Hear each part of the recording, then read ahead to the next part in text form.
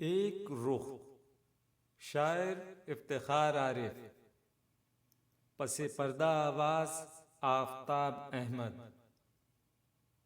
وہ فرات کے ساحل پر ہوں یا کسی اور کنارے پر، سارے لشکر ایک طرح کے ہوتے ہیں، سارے خنجر ایک طرح کے ہوتے ہیں۔ گھوڑوں کی ٹاپوں میں روندی ہوئی روشنی، دریا سے مقتل تک پھیلی ہوئی روشنی، جلے ہوئے خیموں میں سہمی ہوئی روشنی، سارے منظر ایک طرح کے ہوتے ہیں۔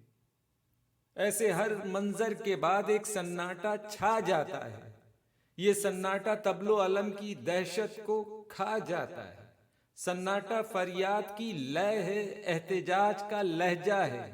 یہ کوئی آج کی بات نہیں ہے، بہت پرانا قصہ ہے۔ ہر قصے میں صبر کے تیور ایک طرح کے ہوتے ہیں۔